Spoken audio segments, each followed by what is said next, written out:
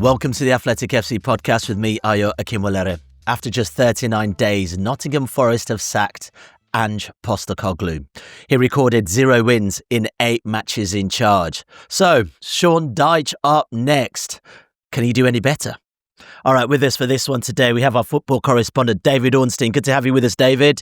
Good to be with you guys. Yeah, also for the Nottingham Forest perspective, Paul Taylor's with us again. Paul, good to have you with us. Good morning. And yeah, Dan Kilpatrick, we've rolled you out as well. You covered Ange Postecoglou whilst he was at Spurs. Good to have you with us, bro. Pleasure to be here. All right, let's get into this. David, last time we actually spoke about Forest, I think it was last week, we asked how much time will Ange Postecoglou get? Well, we know it now, 39 days to be exact. Did you see this one coming? Well, I think with Forest, expect the unexpected. Nothing really surprises you. And I don't mean that in a disrespectful way, but it's a lively place, to say the least, under the ownership of Evangelos Marinakis. And, you know, take nothing away from the rise that they've had under him and actually the stability that they had in the form of Steve Cooper and then even Nuno Espirito Santo himself. So any sort of reputation for chopping and changing at a rate of knots, it is somewhat unfair. But of course, this is a pretty extraordinary situation. And it didn't feel that Ange Postecoglou's appointment came about as part of a sort of thorough process. It was more a decision led, from what it appeared, by the owner, Marinakis himself. They had a personal relationship. This time round, I think they've gone through a more thorough process to try and get it right. And really from the very off, it didn't feel quite right in terms of some of the way he came across in his communication, the sort of vast discrepancy between the style that Nottingham Forest were exhibiting under Nuno Espirito Santo and the style that Ange Postecoglou plays. They couldn't be sort of more diametrically opposed. And, you know, results were going against them, despite some encouraging moments. But moments is all it was, and that's not good enough, really. And as, you know, negative records began to accumulate and he sort of statistically was, I think, the worst manager in terms of the start of a reign in Forest's history, at least modern times, then you got the feeling it was only going one way. And during the international break, you got rumblings that they were considering potential alternatives in the event of a change. And then when you start with a heavy defeat by Chelsea after the international break, it seemed like it was inevitable and only a matter of time. I don't think any of us expected it quite as quickly after full time. But if you're going to attribute a mistake to Evangelos Marinakis, I guess you could also show him some respect for the way in which he has set about rectifying it and not letting things get worse. Now, you could argue Ange Postecoglou deserved more time, but clearly the Forest hierarchy didn't believe so. And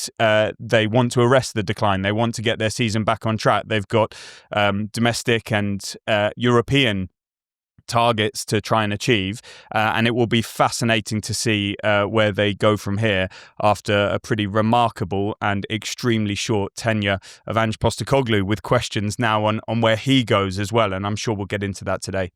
Yeah, for sure. Paul, where does the blame lie? The man that does the job or the man that gives the other man that he knows who's the best mate a job? It's both, really, isn't it? I mean, it, as David hinted there, it kind of felt like it was a poor fit right from the start. You had the kind of comfort, the comforts of Nuno Espirito Santo, and there was a kind of certainty. You knew what to expect from him. He had an identity, a blueprint, a way of doing things. Forest didn't give a lot away. They were disciplined at the back. They were organised. And as David again mentioned, to go from that to then the kind of chaos of Ange Ball and all the uncertainty and the risk-taking that brings just proved to be a step too far. So it was a poor appointment. It was a badly judged appointment. It was too much change from one man to another. But Evangelos Marinakis has clearly recognised that error and has moved to address it. So, you've got to give him some credit for at least holding his hands up and saying that he's got the decision wrong. And hopefully somebody like Sean Dyche, it feels like a steady hand on the teller and somebody who can come in and deliver the same qualities that Nuno Espirito Santo gave to the side. Yeah, Dan, is 39 days enough for Ange Postecoglou to work his magic? I mean, is it fair that he was let go so soon? I don't think 39 days is enough for any manager, really. But equally, I think there was a case that this might have only gone from bad to worse. You know, I covered Spurs last season, and there were many, many points during that season where I thought Spurs had reached a nadir in the Premier League, and then it got worse. Martin Samuel's done a column in the Times today, which I thought was very on the nose, where he mentioned that famous Mick McCarthy quote where he was asked, "Mick, it can't get any worse, can it?" And he said, "It can."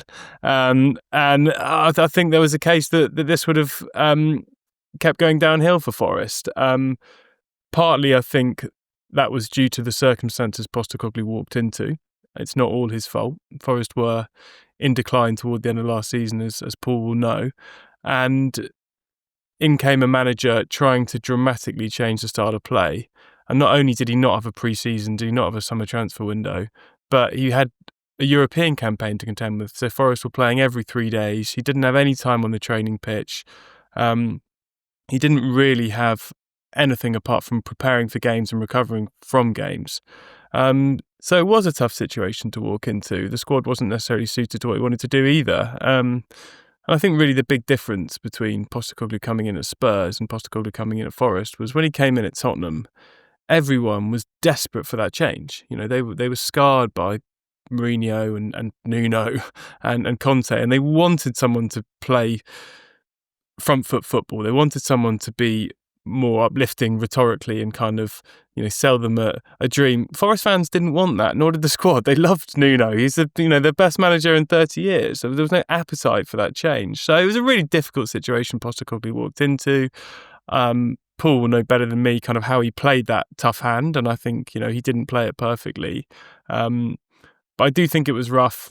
I do think he didn't have enough time, really. But then equally, and just as a final point, you know, you look at Iraola at Bournemouth, by the way, I think he won one of his first 9 games. So that does show, you know, managers can recover from these rocky starts by it. But I think Marinakis were looking at this thinking this could just carry on and you know, we could quickly be in a relegation battle. So I do understand the decision. Yeah, it's a harsh exit, Paul, but as Dan was saying, I mean, and we'll go into it a little later on, but did he help himself, especially with the fans, considering Nuno was the guy that done all this amazing work, regardless of the style of football, and got Forest into a really promising position to push on? Yeah. The thing that both Steve Cooper and Nuno had in common was that they both understood the club, they understood the supporters, and they understood that the City Ground can be a huge asset. The City Ground in the last few years has been as noisy as I can remember it. I've covered the club for 2 decades now, which makes me feel old. But they embraced it, and they formed this bond with supporters.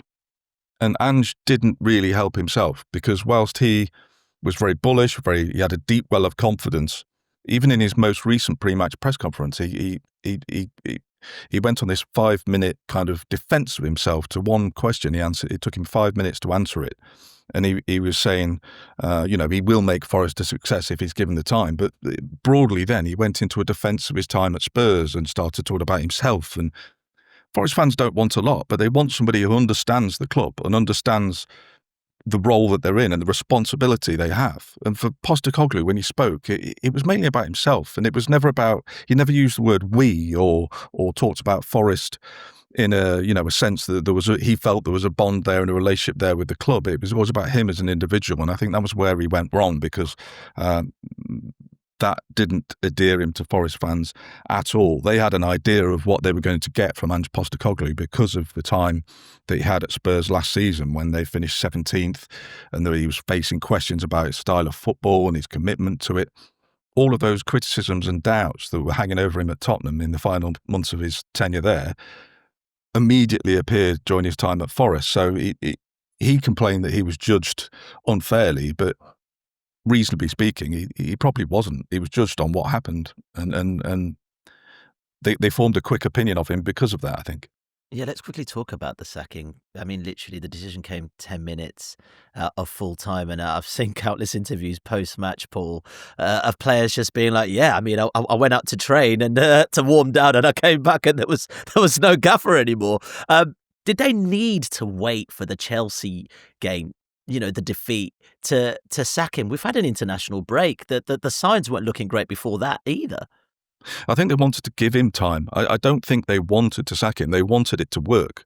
They wanted Ange Postecoglou to be a success at Nottingham Forest, and they wanted to give him as much opportunity to do that as possible. I think everybody behind the scenes at Forest was wanting him to get a positive result against Chelsea. And in the first half, they played really well. And this kind of perfectly personified his entire tenure, really. They played really well 45 minutes, created 3, 4, maybe even 5 really good chances in that first half, didn't score any of them. And then immediately in the second half, their defensive vulnerabilities pop straight back up again. They can see 2 goals in 3 minutes and it's all over. And that basically summed up Ange Postecoglou's time at Forest. You had the Real Betis game where they were absolutely superb in Seville. They could have gone in half-time 4-1 up, but they didn't. And then they ended up drawing the game 2-2. That would have been a perfect opportunity for him to get that first win and sort of kill any talk off of him not having won a game of football. So, yeah. So much about the way it unravelled at Forest was familiar to me as someone who covered Tottenham last season. I mean, the Chelsea game, for example, coming out and conceding 2 in quick succession after half-time, that happened at Spurs more than once last season. Obviously, the set-piece thing, the way they collapsed against Swansea, the playing great football against Real Betis in the first half in particular that Paul alluded to, but not capitalising on those periods of dominance. These were all kind of trends we saw at Tottenham, which does kind of obviously lend itself to the view that these were kind of Postecoglou's failings in a sense. The same patterns were playing out. So from that point of view, it was quite difficult to defend him and say, look, this is a problem that's bigger than him, or this predated him, or whatever, because it was just the same trends we saw last season. Yeah, well, on that point, I know we've just literally said perhaps he didn't have enough time to work his magic, but if I'm in charge of a football club, Dan, I'm looking at these trends. I'm asking the data to tell me, is this the guy that's going to take us to the next level? These trends end up replicating themselves at my club, which I own. Surely I have to own up and say, look, it ain't working, and perhaps this was never the guy for the job. Maybe I made a massive mistake. Do you feel like Forest fans need to hear that from Marinakis? Yeah, I mean, I don't know, and Paul will know this much better than me. I don't know how Forest operate as a club. I know that most owners don't kind of feel the need to come out and be accountable and explain their decisions, and I wouldn't be surprised if Marinakis was no different. But look, I've said many times, I want more accountability from owners and executives across the Premier League, whether that's Tottenham or Forest or anywhere else. We don't hear enough from these people. They treat supporters like customers rather than fans, and they run football clubs like kind of ordinary businesses when I think they're not ordinary businesses. But that's a much wider point. My final thought on Ange, really, back to the trends, is I wonder almost if he's kind of arrived in the Premier League 5-6 years too late in a way. I think, we're now in a Premier League where Manchester City play a lot of long balls to Erling Haaland. We saw United go direct against Liverpool yesterday. Everyone's prioritising long throws. Arsenal are the best team in the country, but they can't score without set pieces. It wasn't like this 5-6 years ago, and I wonder if Ange's kind of big picture approach, and by his own admission, he's not interested in coaching set pieces and the dark arts, and I wonder if his football would have just been more successful in a different era. But through no fault of his own, he's clawed his way to the top, and he's just kind of arrived in a changing Premier League where people are looking at different things. Well, that's Postecoglou sorted. His departure now means Nottingham Forest are in need of a third manager this season. David, you're back with us. I know it's been a busy morning for you. You reported Sean Dyche is up next. El Dyche. How did we get here? It's not a particularly well-kept secret. His name's been floating around Forest for quite some time, not least because he was a trainee at the club. His assistants are sort of club legends in Woan and Stone. I think he lives very nearby. He's often seen at Forest matches, so he's got connections there. And that creates a genuine bond. He's also a very good manager, capable, as we've seen most notably at Burnley, taking them to Europe in a not too dissimilar way to Nuno Espirito Santo at Forest. doing okay at Everton in incredibly difficult circumstances. He was basically running the club. They didn't have a board of directors. They had points deductions. He led them to safety, did a bit of an underrated job there, I would say. And Burnley, it kind of speaks for itself. He's the closest stylistic fit to Nuno Espirito Santo from the names that started coming out. He's certainly a lot closer than Ange Postecoglou. The sort of defensive attributes, the set pieces, which were so good but have since fallen off a cliff, the discipline, the English core, the Premier League experience. He does tick a lot of boxes. And we're reporting on The Athletic that at the time of recording, they're close to completing an agreement with him on a long-term contract. Some people thought it would just be short to the end of the season, then go and get somebody like Marco Silva. You never know what's going to happen, but that's not the mindset that I've picked up from conversations around Forest. They think he can take them forward, Sean Dyche, and I would expect an announcement today. So perhaps by the time people are listening to this, it's already confirmed. How did they get there? Well, they would have been assessing candidates when Ange Postecoglou was in trouble. That's what most clubs do. I don't think it's particularly unusual. Forest tend to have someone lined up ready to go, which Paul has mentioned in an excellent read on what happened with Ange on The Athletic. So go and have a look at that. And, you know, we revealed on Saturday on The Athletic that Roberto Mancini had been spoken to, which surprised a lot of people, but he's out of work. He's got Premier League pedigree. He's won with Manchester City. He's a top name. It would bring a lot of excitement, but the fact that he's been out of club management for a long time probably created some reservations. You've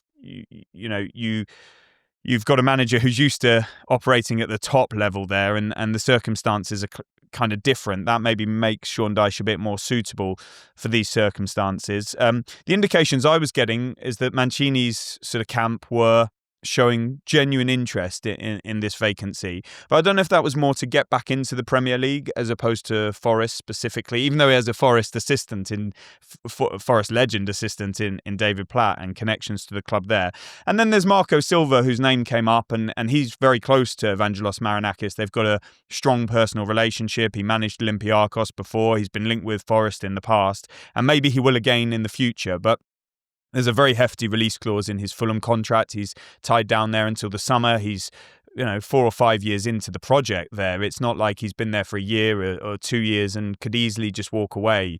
They wouldn't accept anything less than the release clause, I'm sure, and therefore it would become a negotiation. And Forest wants somebody in for their game against Porto on Thursday. So that would have been really complicated in a way that, say, Dyche isn't. So there's a process that's been going on here. We're told it's thorough, exhaustive, in contrast to the last one, led by Edu and George Sirianos. And they've been looking at all manner of factors, studying the games of the candidates, in particular Dyche, of course, the style of play, the metrics, the data analysis, the defensive and attacking structures and set pieces. Kept being mentioned to me in multiple conversations I've had. His man management technique, sitting down, having meetings, learning about his personality, how he can try and bring the best out of some of these signings. A really big, heavy summer of investment. Many of the star names didn't even make it into the squad at the weekend, and that can't continue. So it's at a point now where it's going to be on Sean Dyche, and it makes for an interesting sort of chemistry with Evangelos Marinakis, and let's see how they get on. But you never know. And they'll be optimistic that there's still a lot that they can take out of this season. Yeah, we'll be talking about how Dyche gets something out of this team later on. But David, I know you've got to go. The news never stops for you, sir. Appreciate your time. A pleasure as always. Yeah, Paul, I mean, Sean Dyche, in your Inside Ange's sacking piece, you wrote his main problem in numerous different senses was that he was not Nuno. Well, with Dyche, he's closer to Nuno, but will he suffer this as well, though? Because Nuno's football, yes, some might say wasn't the most attractive, but there were moments of pure stylistic genius. I think with the squad he's going to inherit, he has the best of both camps, I think. There's obviously a team there that can play with a structure and organisation that both he and Nuno are famed for putting into their teams. But there's also some really, really good attacking players in there. I think I'm right in saying that Dyche has spoken before about how he's perhaps been a little bit misjudged by some of the resources he's had to work with. For Burnley, for example, they were always overachieving with the squads that they had. He took them to 7th place and got them into the Europa League in 2018, I think, or around that period anyway. For 7 years, they have probably had the best period in the club's history under him. And he is a manager that's probably a little bit more than he gets credit for. He isn't just a sort of bread and butter defensive, grind out a 1-0 win and go off pie and mash with tea. He's a bit more than that. And I think that'll be evident. It'll be interesting to see how it unfolds at Forest because of the resources he's got, because of the players he's got. Will he stylistically be a little bit more attack-minded? Will it give him the freedom to show another side to his management? What he does have massively in his favour is that, like Nuno and Steve Cooper, he will immediately have a bond of sorts with fans because he was in the Forest Academy, and whilst he never made a first-team appearance at Forest, he's often spoken fondly about the club and how much he enjoyed his time here and how much he enjoyed the principles of the way that the club was run under in the Brian Clough era. And he also brings with him Steve Stone and Ian Wone, presumably, who have always been part of his coaching team. And they're two Forest legends. They are properly people who've got a real history and a real fondness amongst the fans for. So he will have that in his armoury that should give him an advantage straight away. I'm sure at his first press conference, you're going to hear him talking about Forest and the club and the history and how much it means to him, which immediately should set him off on the front foot. Yeah, Dan, can we finally see Sean Dyche cook? Now he's got a plethora of riches at his disposal. I'm not so sure, to be honest. I think the concern, if I was a Forest fan, the concern would be in looking at Dyche and Mancini. For that suggests to me that Marinakis isn't really sure what he wants or what kind of club he wants Forest to be. They're two very, very different coaches. And I think, Dyche is obviously the guy you hire to keep you in the Premier League if you're in the position Forest are in. That makes a lot of sense to me. But from David's reporting today, he's getting a long-term contract. We'll wait to see what that actually means, in terms of years. But, it looks like he's not just going to be coming into the end of the season or the end of next season, for example. It could be longer than that. And I think the problem with Dyche really is that he is a fabulous coach at keeping you up and getting you to a certain level. But the issue Everton had, I think, was that you will hit a glass ceiling under him. And obviously Everton's new owners came in.